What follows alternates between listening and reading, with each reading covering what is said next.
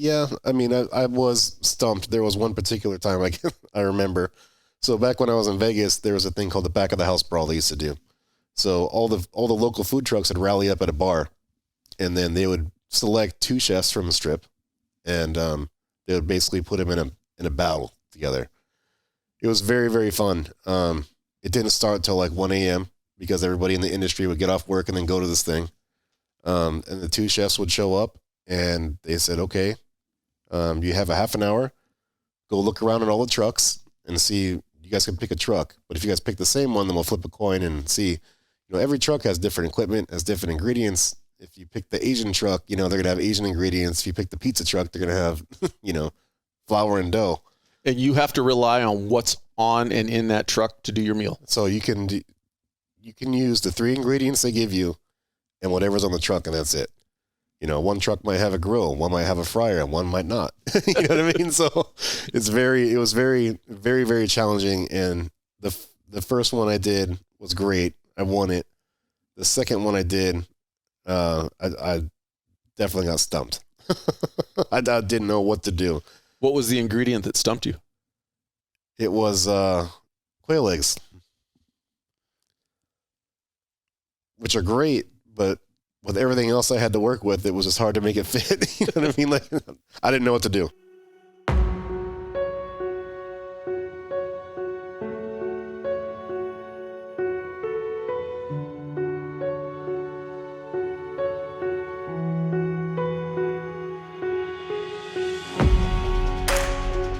Welcome to the Transition Drill Podcast.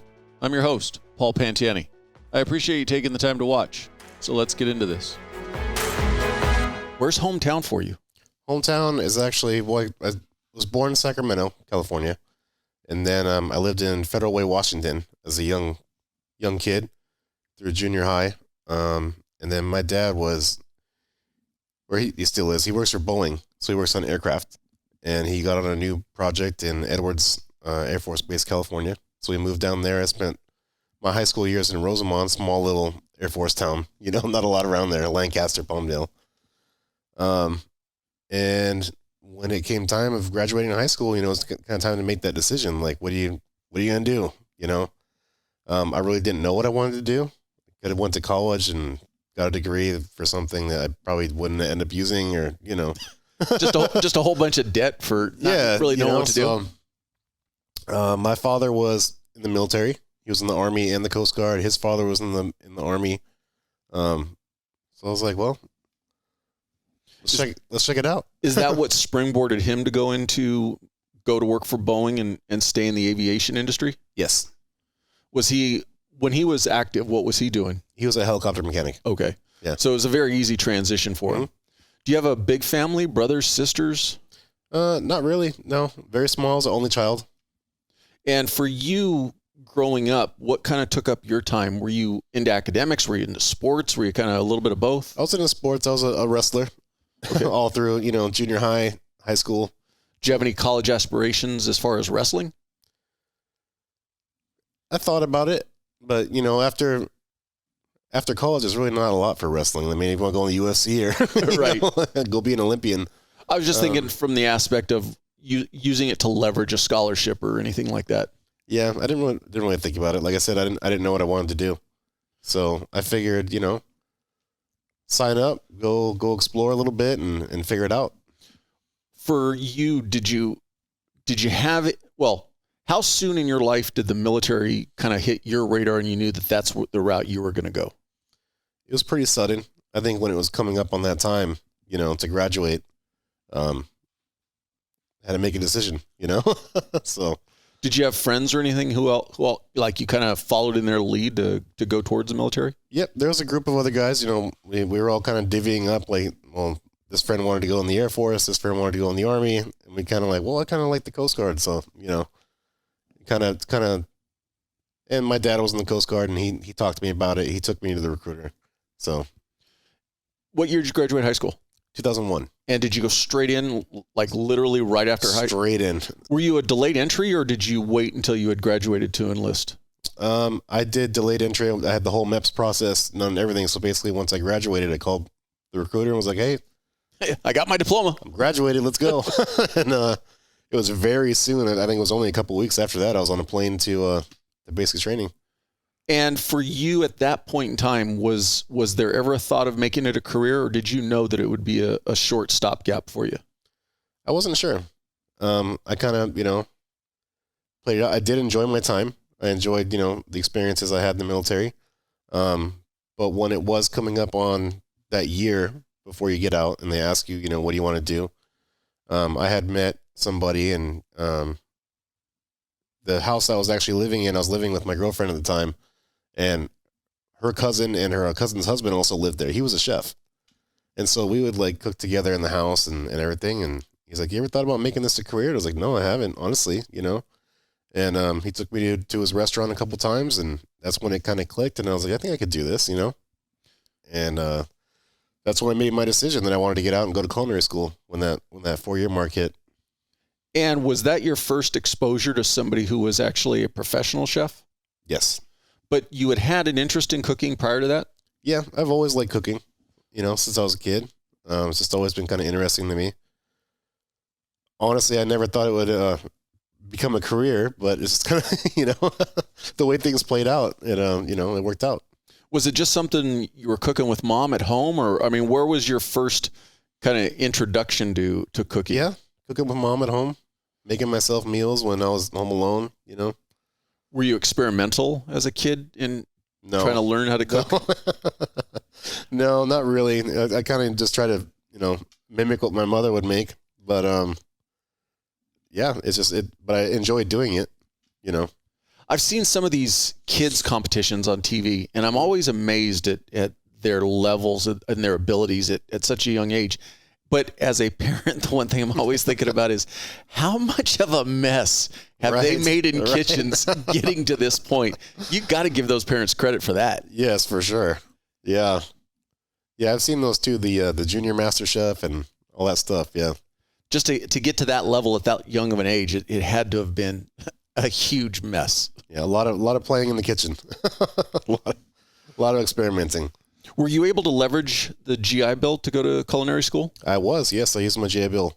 And going into culinary school how did you pick Las Vegas? Or was that the only one available to you? Or what were you? No, I weighed out some options. I was looking at CIA in New York. But for me, and I think at that time, the culinary scene in Las Vegas was booming. Everybody was out there, all the celebrity chefs. And it was kind of like... This is 05, 06?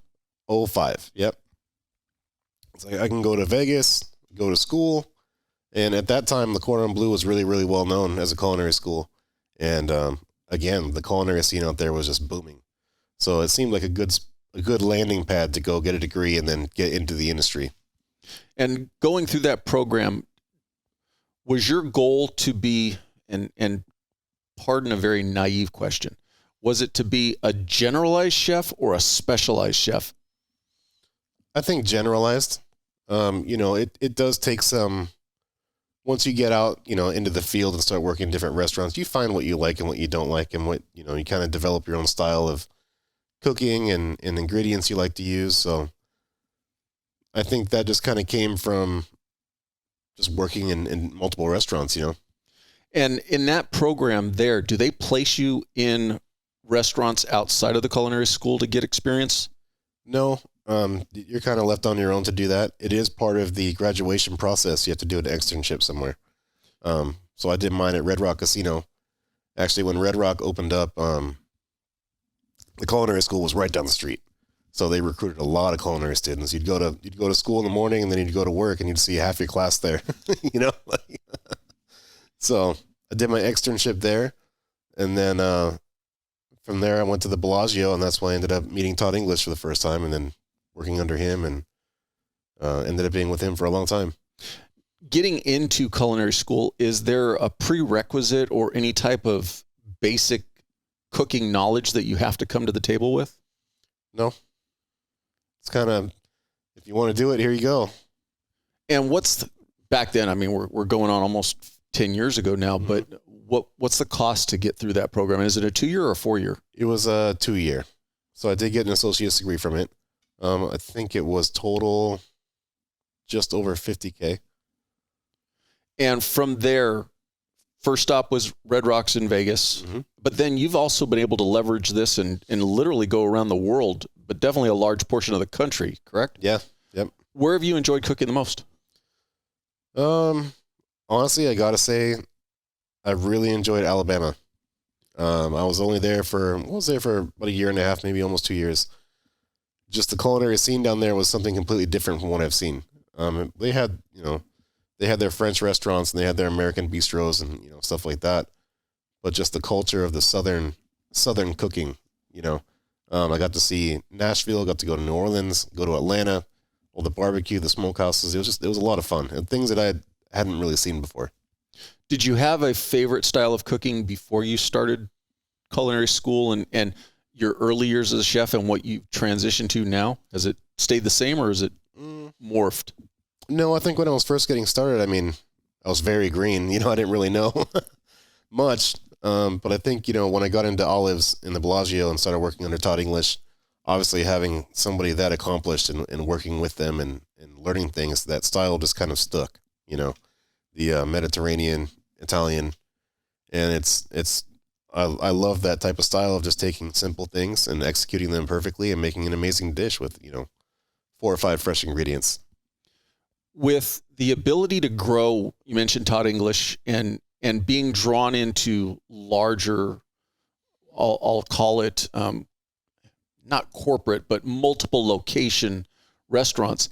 Do you lose the ability to actually be the chef when you're kind of just overseeing it all? Yeah. There was some times, like when I was in Salem, New Hampshire, that was a 3-level restaurant, and trying to manage that thing, especially on a Friday night when you have 2 different levels. Actually, you have 3 kitchens, 1 on each level. So you could have, 2 separate dining rooms going on, plus a private event going on in the basement. It's hard to be a little bit hands-on when you're just running up and down the stairs all night, making sure everything's okay. So I have experienced that. Yeah. Do you like that sort of fast-paced style, or do you like being more kind of the person doing the food preparation? I'm more of a hands-on guy. I definitely like being involved and getting my hands dirty and being in there, What would you say for you in that aspect of it?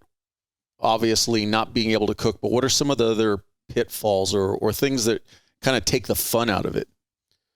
When you're operating at that big of a level? Yeah. Obviously there's just so many things and so many details, ordering the product, making sure the product's coming in on time, managing your staff. I hate to say it, but it's almost like babysitting sometimes, Right.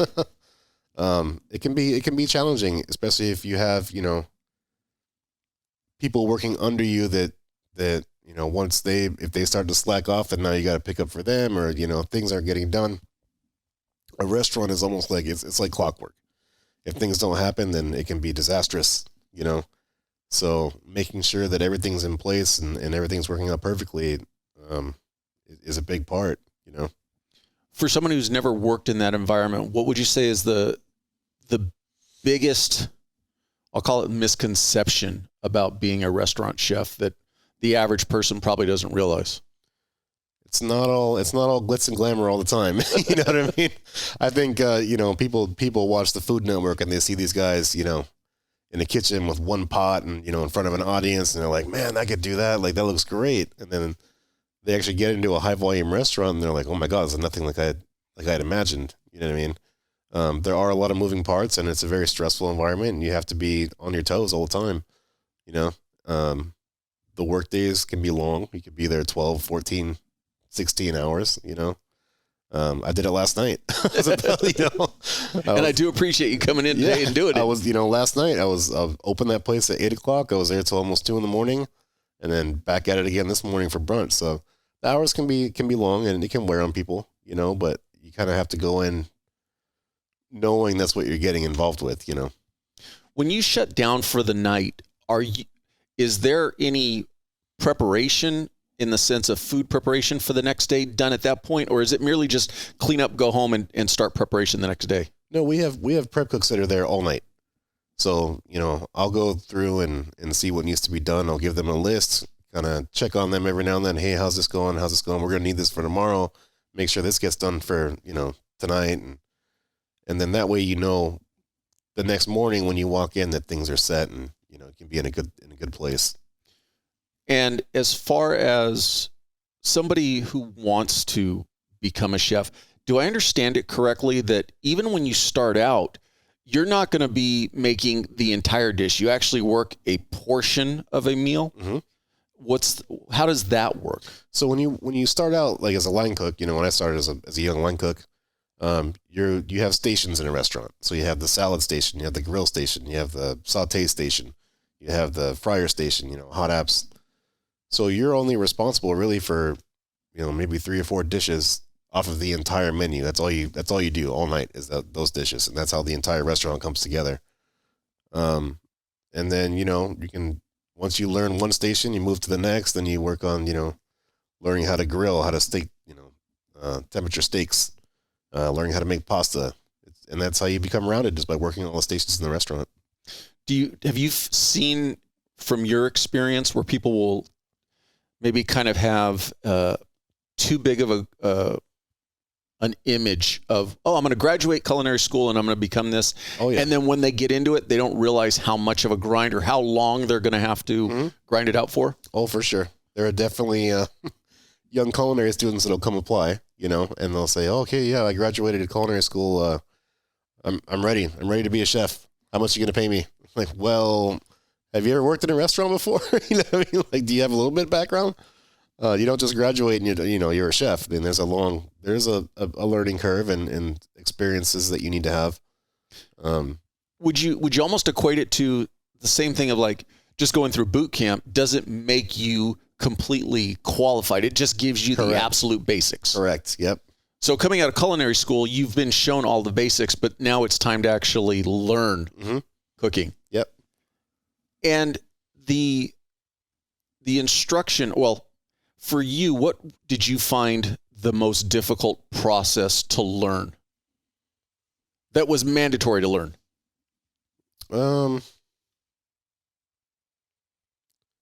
Just the whole, I think my first sous chef job was a big learning experience because it was a large restaurant. And, I've been a line cook for a few years before that. Now all of a sudden it was like, okay, now you're a sous chef, you're in charge of this restaurant with 300 seats and all these stations and all these line cooks. And that was a learning experience for sure. Like, oh my God, back, 1 year ago, all I had to do was come in and work this one station. Now I'm in charge of this whole operation, and then, traveling and doing this and doing TV appearances with Todd and everything else. It was a big shock, I think, but it was also a great shock because it taught me very quick, You bring up a great point about what we can watch on TV and we see a chef prepare, but even on the TV shows and even because you've got experience with this in doing competition, how much is done behind the scenes that's already available for you? A ton. Like I said, we have the prep cooks there that are producing everything all day long. They're supplying the line with, what they need to get through service. And then you have the line cooks that are there. Basically, the line cook it's like an assembly line, Everything's pretty much made. They're just, grilling the steak or doing this. The sauces are made for them. Everything's done. Everything's prepared. So I think what you're saying is like when you see on TV, like Amaral Live or, those TV shows, you see him doing everything from start to finish. In the kitchen, the average guest isn't going to see that because it's being done, at noon before they even come in. But at a famous chef or any restaurant, is the lead, let's go back to a famous chef. You mentioned Amaral. So is every recipe that is produced in that restaurant his recipe and then they're just reproducing it? Or do they generally give freedom to some of their other more advanced chefs to come up with recipes? They do. Usually, like, when I was with Todd English for a long time, his restaurants, you'll have some of his signature dishes that you can't change. That's what made him famous. You know what I mean? You're going to make it that way. But then he also, they also do give freedom. If you're the chef there, you can make specials. You can come up with things, add menu items. Obviously, it has to be approved by, the higher ups and the the chef. But yeah, there's a lot of freedom there and room to play. I do know people that have worked for other corporations that there was no room. This is it. This is what we're doing. That's, so I think it just depends on the chef. When for a name chef or a famous chef, how much are they actually working in their restaurants? Do they tend to be back there cooking a lot, or are they? Yeah, I mean, when they're there, guys that have multiple restaurants, like, Wolfgang Puck and Todd English and, John George and all these big name chefs, when they're there, they are in the kitchen, they are doing things. It's obviously it's tough for them to be in multiple places at one time, especially when they have restaurants all over the country or the world, But when from what I've seen, when they're there, they're in it. And so was Alabama your last stop before you came back to California? No, I was in Alabama, and then I went to, all over the place. I was in Alabama, and then I was in West Palm Beach, back and forth between Boston, Nantucket Island. We did the Super Bowl in Miami, and then I actually went back to Vegas to open up 2 restaurants for Todd, and then came to California. Silly question. Does where you're cooking geographically impact how food needs to, or how it impacts the finished product? Could you make the same thing in a different location and it'll come out differently? No. I mean, if once you have something down, you can replicate it anywhere. Definitely choosing dishes and things to put on the menu is, the demographic is definitely a factor. Certain dishes will sell more in West Palm Beach that might not sell here, or, everything sells in Vegas, but, in Boston, everyone likes their seafood and their fresh pastas, you know what I mean? So I think the traveling aspect for me has really taught me about that, things that what's going to sell and what's not based on the audience and the demographic of where you're at. Have you been able to leverage traveling to increase your knowledge, to go to a different place to cook with a different locale, France, Italy, something like that, but also just to broaden your own horizon? So, hey, I'm going to take a business trip, but it's also kind of a vacation. I haven't been able to do that yet, but I want to. That's something definitely on the horizon, I think. Yeah. And where's your bucket list? Where's number 1 on your list? Italy. And a particular region? Do you like more southern, northern, or does it matter? I think I would probably have to go out there and explore different regions. I've heard Bologna is the place to go for food in Italy. I don't know that for sure, but this is what I've been told from a few people. So we'll definitely want to go check that out. The Emilia-Romagna region.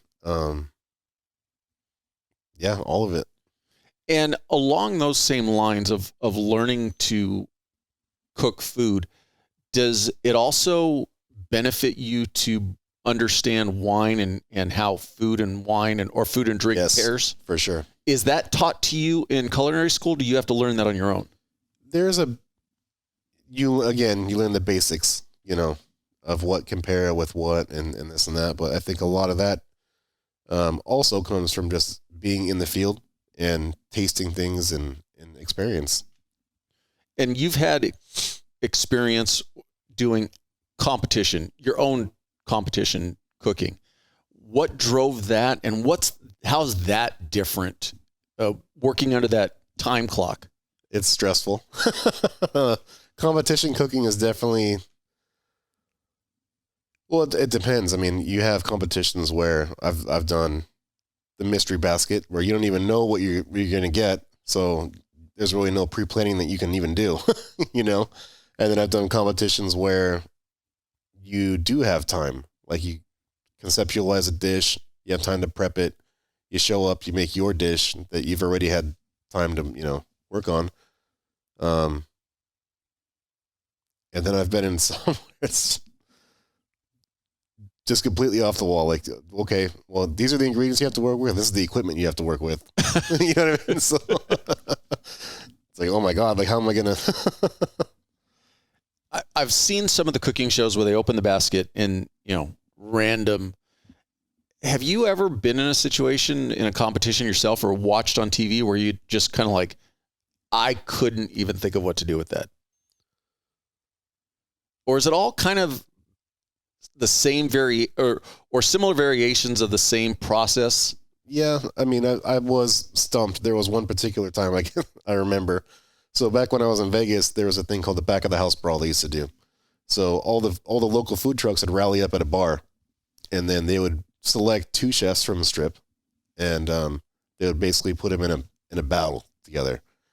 It was very, very fun. It didn't start till like 1 a.m. because everybody in the industry would get off work and then go to this thing. And the two chefs would show up, and they said, okay, you have a half an hour. Go look around at all the trucks and see. You guys can pick a truck, but if you guys pick the same one, then we'll flip a coin and see. Every truck has different equipment, has different ingredients. If you pick the Asian truck, they're going to have Asian ingredients. If you pick the pizza truck, they're going to have, flour and dough.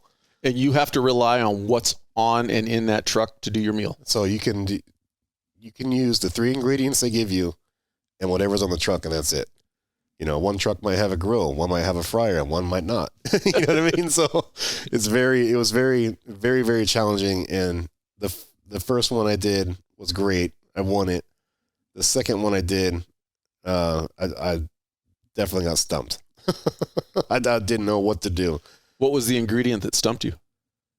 It was quail eggs,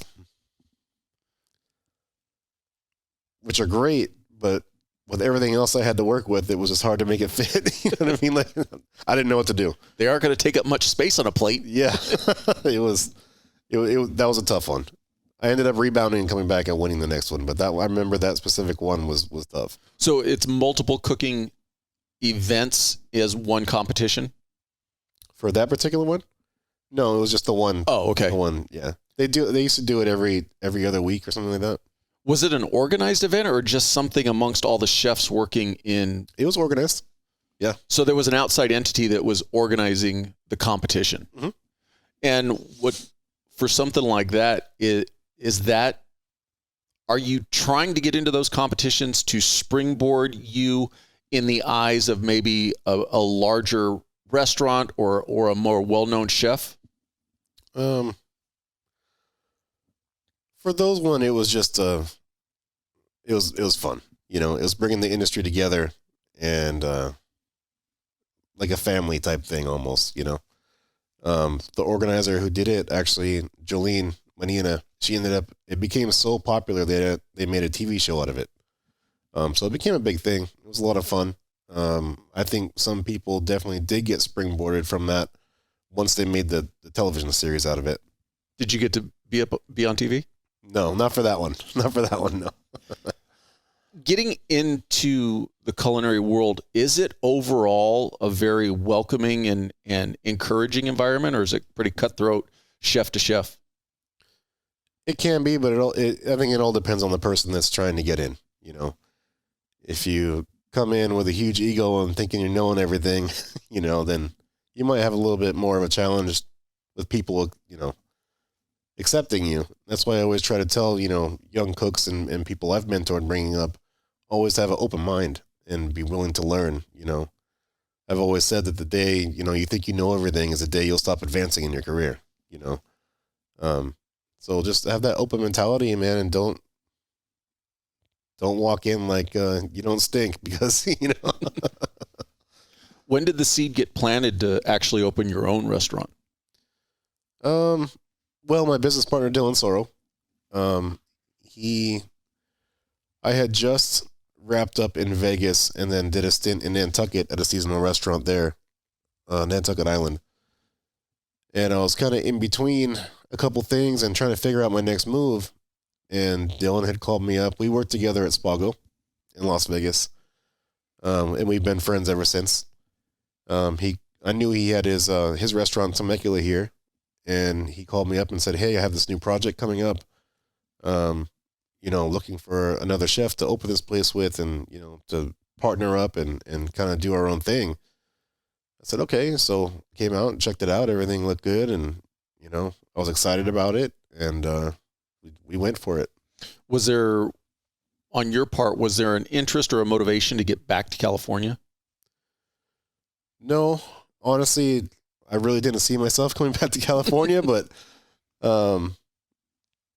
it just I really believed in the project, and it looked great. I mean, we're doing great. I'm happy with it. Happy with the decision. This is going to sound like a very rhetorical question, but I'm hoping there's some nuggets in there.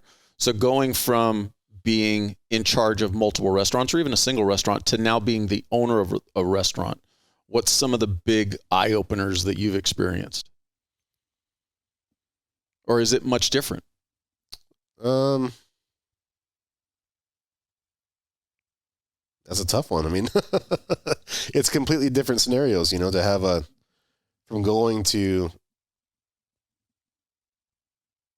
big name places, to being at a place now where we get to do whatever we want, Dylan has an idea for a dish, then we do it. Or if I have an idea for a dish, we just do it, and, so you're definitely gaining more individualized control. Yeah.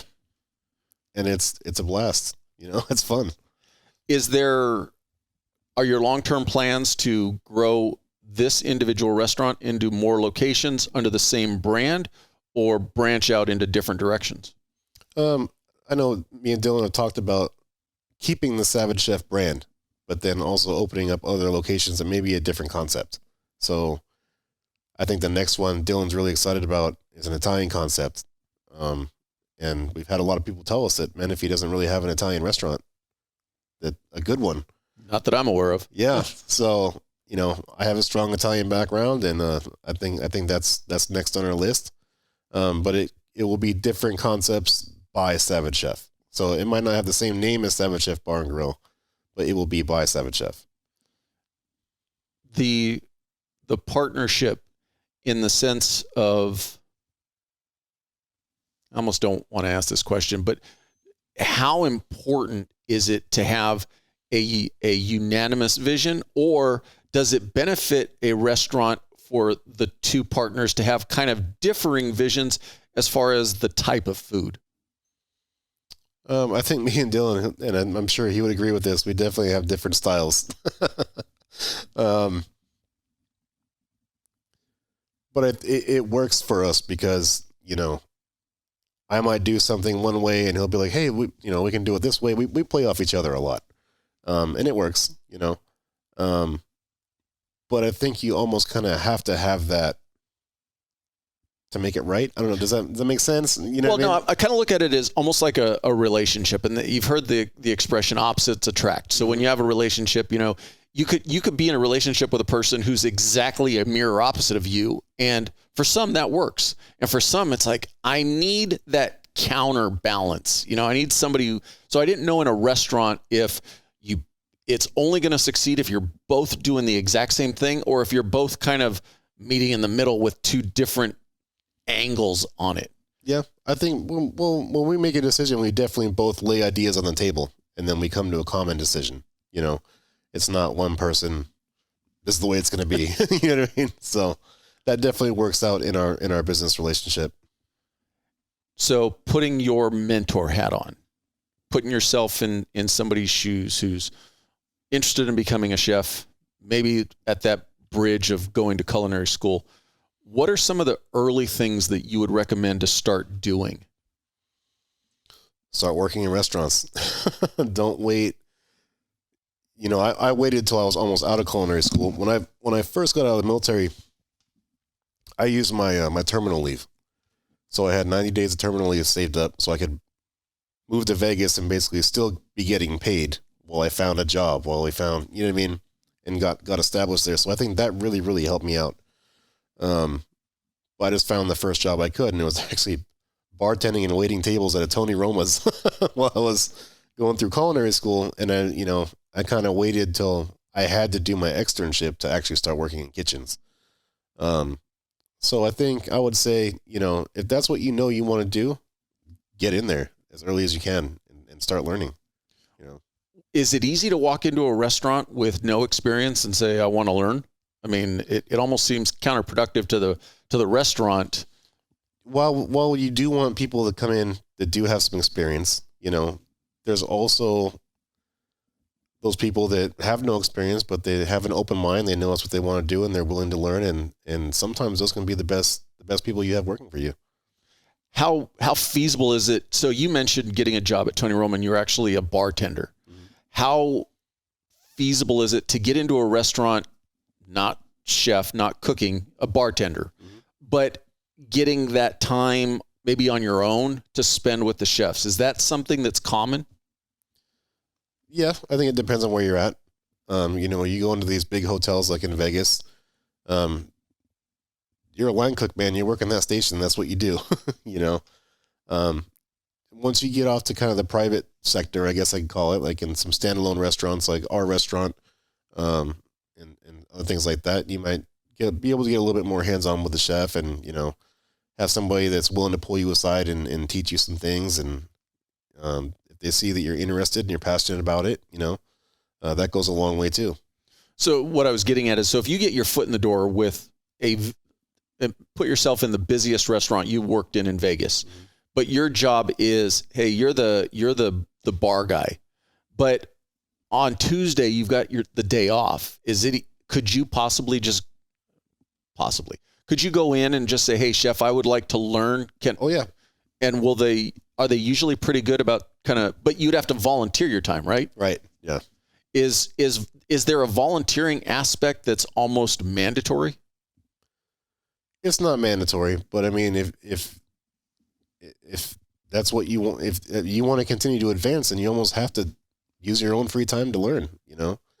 There are people that, especially in Vegas, the big culinary union, you have a guy that's been working the salad station for 10 years, but that's all he wants to do. It's just his job. You know what I mean? Then you have the guy that works the salad station. Hey, but I want to learn the grill, or I want to move to this station, or hey, can you show me how you made that ravioli? I want to learn how to do this. I want to learn how to do that, because they want to advance and they want to keep going, In the bigger cities or bigger restaurants, at what level does it become? Because I never even thought about this. What level does it become a union position? I think it's based on the amount of employees, and I'm not even really sure, but Vegas has a huge culinary union. And is it beneficial to you as a young culinary person to get into a company that's unionized, or would you kind of say, hey, try to stay on a lower end? It's for the employees, it's great. You get your 401k, you have all your health benefits, you're making really good money, hourly wage, and you're guaranteed your 40 hours a week. For management, it's a little bit of a nightmare because you have the guys that know the union inside and out, and they have the handbook in their back pocket, and this guy's not doing his job. You say something, I want my union rep, and it turns into this whole thing. You end up going to HR. It's tough to manage a union house, but for the employees, it is really good for them. Did you do any time as a union employee? Yes. And for you, did you find that it was easy to move up or to learn other skill sets, or did you kind of feel like you got almost pigeonholed? Hey, you're doing this and that's all you're doing. No, but again, that depends on the employee. If that's all they want to do, then great for them. I wasn't that guy though. I wanted to keep learning. I wanted to move around. And my chef at Olives, Isaac Carter, I actually ended up opening a restaurant with him on the East Coast in Boston. We were roommates together. For Tuscan brands. So we ended up becoming good friends, and I learned a lot from him, and he kind of really helped me accelerate my career with Todd English.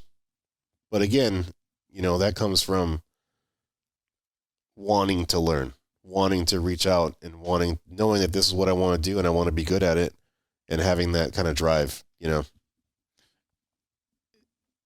Moving along through the process, is culinary school mandatory, or can you get in and learn without having gone to culinary school? You can. You definitely can. How much more difficult is it, though? Honestly, I mean,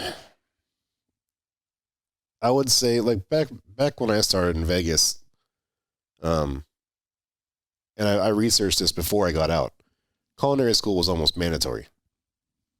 If you want to work at the Bellagio or you want to work at Caesar's Palace, they want that degree. They want to know that, you have education. Nowadays, maybe not so much. I don't think so. And again, referencing back to like basic training, culinary school is like basic training. You know, it's you learn the basics, and then when you get out and actually started working in restaurants, you're going to learn things at the restaurants that you didn't learn in culinary school. You know, it's just the basics of the basics. Now, you mentioned when you were in the Coast Guard and you were coming out, you focused on Vegas because at that time, 2005, Vegas was the hotbed for food. Yep. Would you still put Vegas today in 2022 at that same place? Or if you were coming out today of the military, where would you aim to go?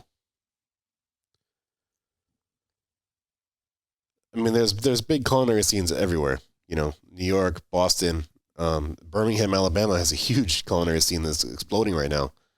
But I didn't know that then. Right. You know what I mean? I just know that from experiencing it all. Would I probably say Vegas again? Yeah.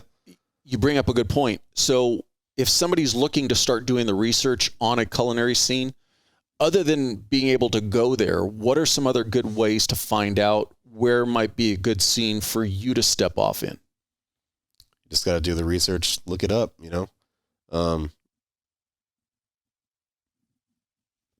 People have certain demographics where you want warm weather and you want to move to Florida, you know, then look up where you want to move and then look at the restaurants around there. You know, if you don't see anything that catches your eye, then maybe look at another warm spot, you know, and see what's going on there.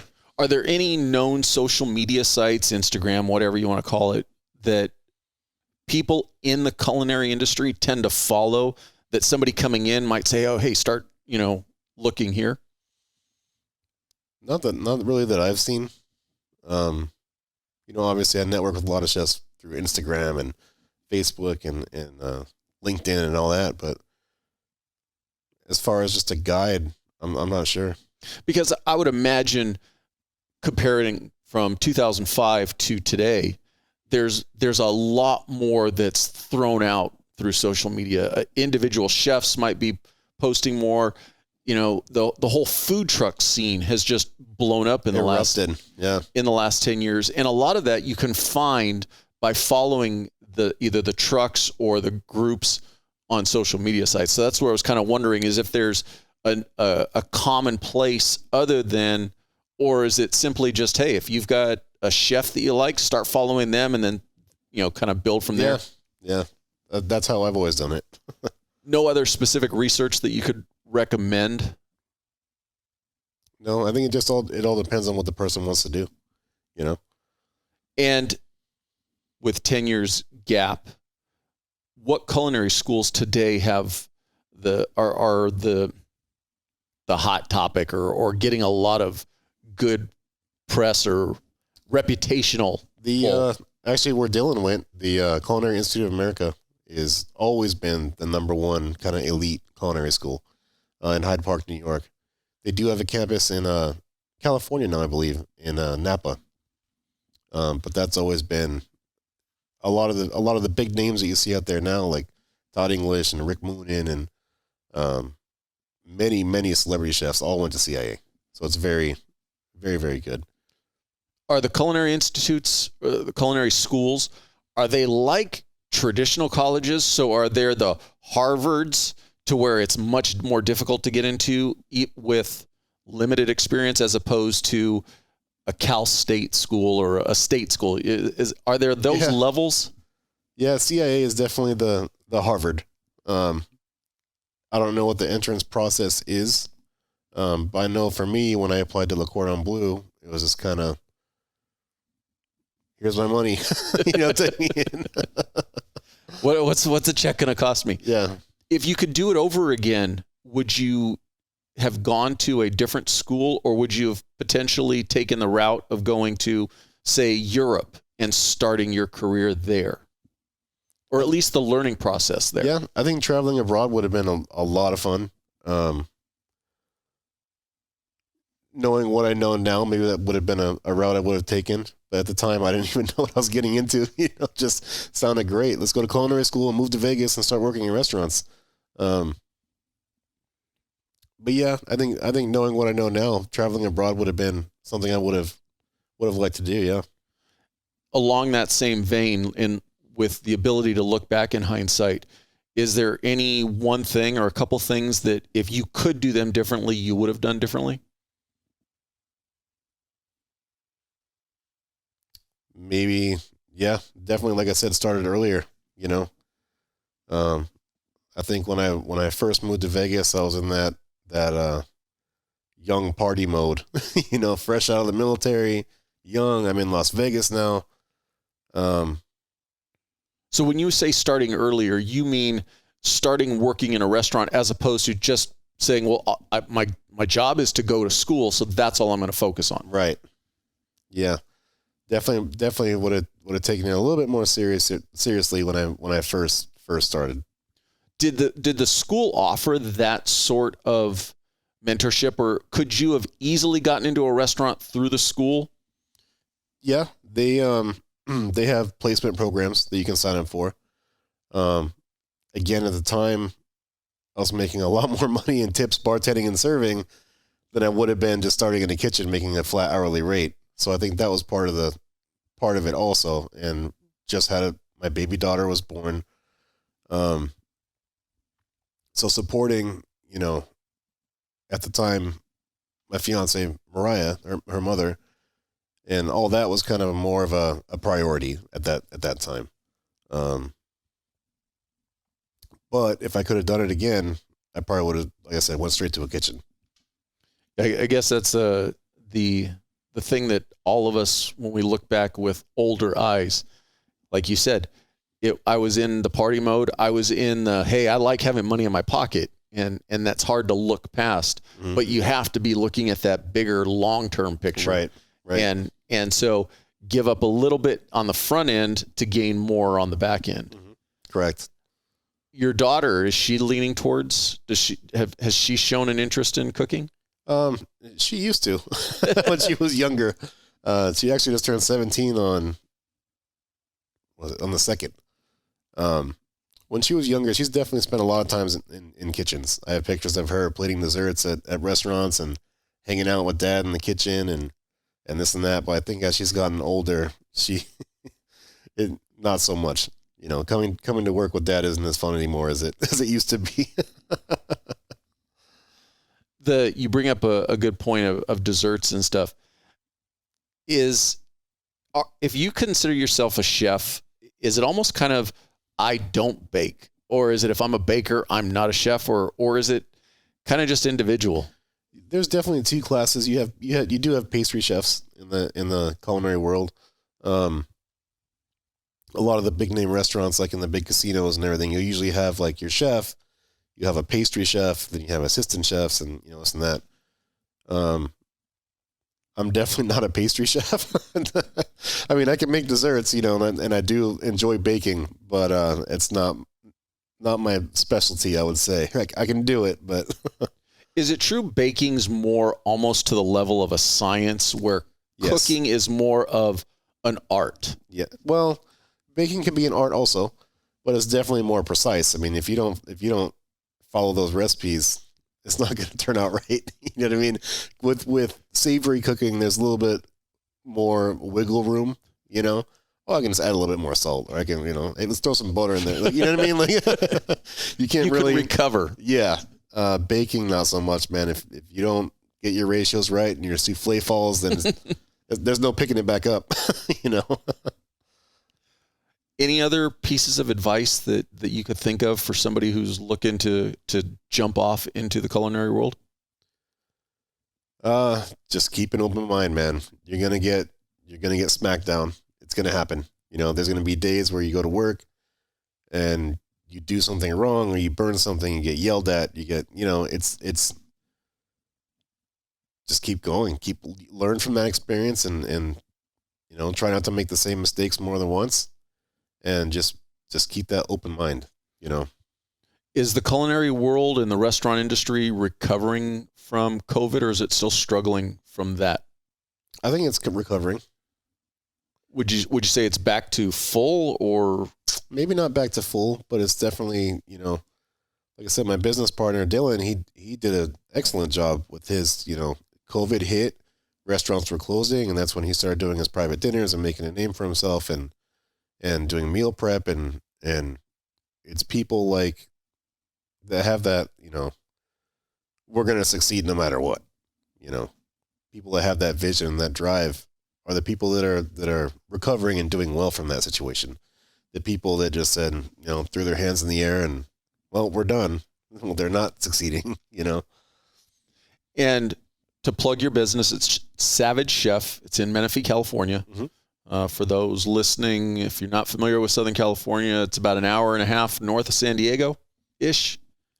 Yeah, I'm still not really familiar with the area out here. I know how to go to work and how to go home, and that's about it. But describe the food at Savage Chef, and what would you recommend somebody has to try their first time there? It is definitely a globally inspired menu. There's something, I think, for everybody. We have fresh pastas that we make in-house. We have some dishes that have a little bit of Asian influence. We have some American comfort food classics, that are elevated a little bit. I think if you can't find something you like on our menu, then you're definitely very, very picky because, but, like our meatloaf, for example, is one of our top sellers, and, it's not your mom's meatloaf for sure. We do a pork pate basically, and then sear it. It's like meatloaf's French cousin, with some horseradish potatoes and some mushroom gravy and some onion rings. And, it's things that people are comfortable and familiar with, but like I said, elevated, our steaks are top notch. I think we're slowly kind of evolving into a steakhouse there because people just come for the steaks, and, That's not a bad thing. No, it's not. We take pride in what we do, and we butcher our own steaks. We cut them by hand every single day. It's just that care for the ingredients and what we put out. It really makes a difference in the end product, And also, you've got a full bar. Full bar. You mentioned you have Italian influence. What's your favorite Italian meal to make? Pasta. I love everything pasta. I like making pasta. I love eating pasta. There's just something about it that's so simple, and pizza also, flatbreads and things like that. You can take some flour, some water, and a couple eggs and make a fantastic, pasta out of it, and really, really impress people with just a few simple ingredients. And that's kind of my style, is just taking a few things and making something great out of it. Just keeping it simple. Yeah. And if somebody's got obviously more questions, can they reach out to you? Of course. And what's the best way to get in touch with you? Probably email mario@savagechef.com, or just come by the restaurant. I'm always there, Well, definitely go to the restaurant. Like I said, I've been there. You guys haven't been open long. You're a little over a year, correct? Just under a year. Just under a year. Yeah. I know I went when you guys first opened up, and that's how I kind of learned about you and the restaurant. But definitely, I can recommend. I'd recommend going there. But I do appreciate your time. Yeah, of course. Thank you. Thanks for having me. I appreciate you watching. But before you go, if you like the video, please hit that subscribe button. Also, any comments are appreciated. Thank you.